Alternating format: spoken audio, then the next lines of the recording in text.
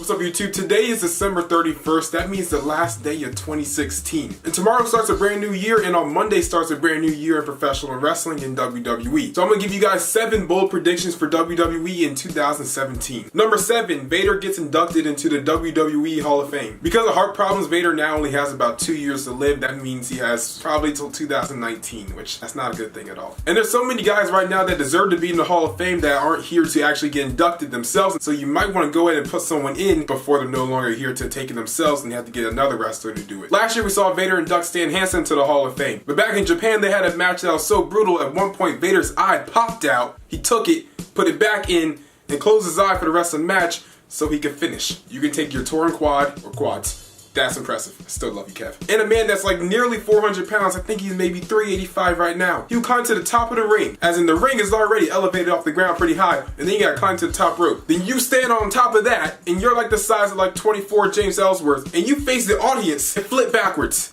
Need I say more? Along with that, I mean, honestly, it's just a really feel-good moment because Vader knows that he doesn't have that much time left, even though he's really trying to make sure he stays alive like any other person would. It would be such a feel-good moment for him and for the fans because all the fans know that he might not be here in a couple of years, and he knows that too. Number 6, Grado will be in the UK division. I said bold, not factual. Grado, how do you explain Grado? He's like a Scottish Colt Cabana. On January 14th and 15th, WWE's gonna be crowning a United Kingdom champion. Along with that, now the Bruiserweights, which is what they're called, not Cruiserweights, Bruiserweights, is gonna be having their own TV show. I'm just saying, sometime within the year, I don't know when, don't hold me to this. It's just an idea. There's a lot of guys over in the UK that are really good that deserve to have opportunity in the WWE. But someone like Grado, honestly, who's basically like Santino that won a world title, would be perfect for that show. Not saying he would be there a lot, just a couple appearances. Doesn't have to win the title, he doesn't have to contend for the title. Just be on the show just for a couple matches. I mean, these guys are still able to go wrestle in any other place they want to, so why not just have them come in for a couple times? I mean, the chances of this actually happening probably won't happen because Grado and a bunch of other UK talent are now signed to World of Sport Wrestling, which was a show that was on YouTube or ITV over there in UK. They ran from like the 60s to like the 80s, so they're bringing it back basically. So will Grado actually get opportunity? I don't know,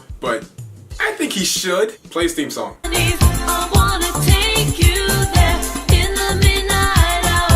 I want to hear that on WWE television. Number 5, Roderick Strong wins the NXT title. There's a few guys right now in NXT that are really main eventers. Yes, Samoa Joe, Shinsuke Nakamura, Bobby Roode, Ty Dillinger kinda, and Roderick Strong. Hopefully Shinsuke Nakamura and Samoa Joe come up to the main roster this year, hopefully before WrestleMania. And most likely both of them do, or just Samoa Joe does. Then we're probably gonna see Bobby Roode win the NXT title. If not the Rumble, then maybe in Orlando. But once Bobby Roode's champion, he's gonna need someone to defend the title against. If we don't have Hideo Itami, that dude's still hurt. Roderick Strong. Roderick Strong, he's a former ROH World Television Champion and World Champion. Because once Samoa Joe and Shinsuke are gone, you have Bobby, you have Austin, and you got Roderick.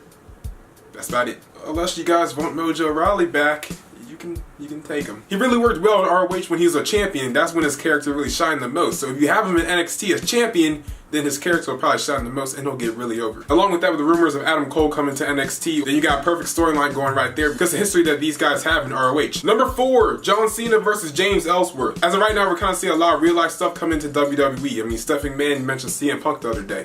That was kind of harsh. Honestly, but a lot of the Carmella and Nikki Bella feud has been around the fact that she's dating John Cena. Jealous, I guess? How does Big Cass feel about that? I don't know. They don't really acknowledge real life relationships on screen, but they just did with Renee Young and Dean Ambrose, so Ellsworth's been involved with AJ Styles for a minute, so seeing John Cena come in demanding a title shot, he can kind of get upset about the fact that he can just come in and do whatever he wants. There's a lot of weeks leading up to the Rumble, then the next pay-per-view after that, so AJ and Cena can't be back and forth the entire time. And then you're going to have some more time before Undertaker comes back, so like we need something in the middle. Somehow this turns into John Cena versus James Ellsworth, the main event of SmackDown. Probably, I'm saying early February, late January. And then there's only gonna be 2 matches in that tiny feud. It's just a transition kind of thing. Cena versus James, and then Carmella and James versus Cena and Nikki. That's it. You just leave it after that. Don't do anything else with it. Don't super kick John Cena. Don't pin him.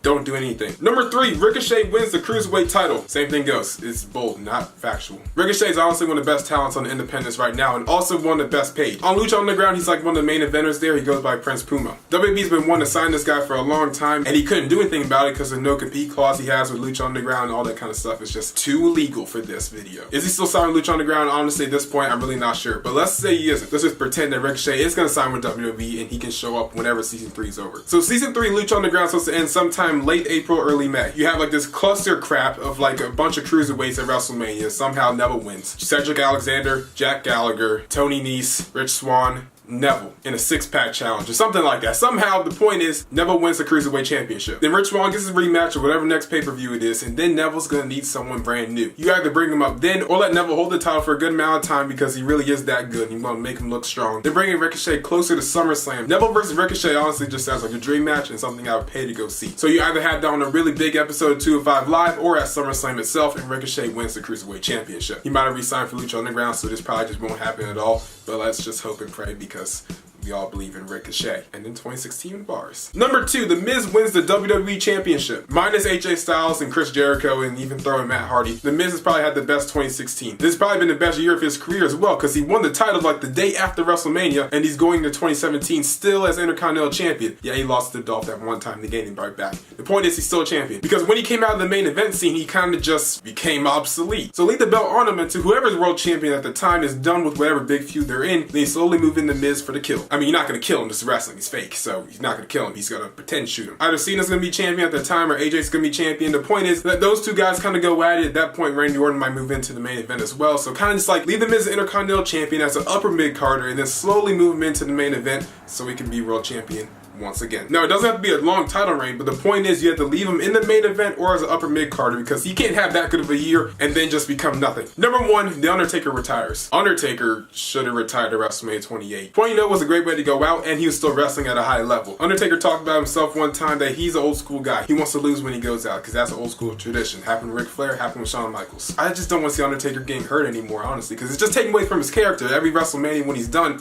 he just looks like he's about to collapse and just fall over and look like he can't even walk anymore. Just end it, please. Vince, Mark, end it, please. That is the video. Hope you guys really enjoyed. Make sure to like, comment, share, and always subscribe. And I'll see you next year. We out.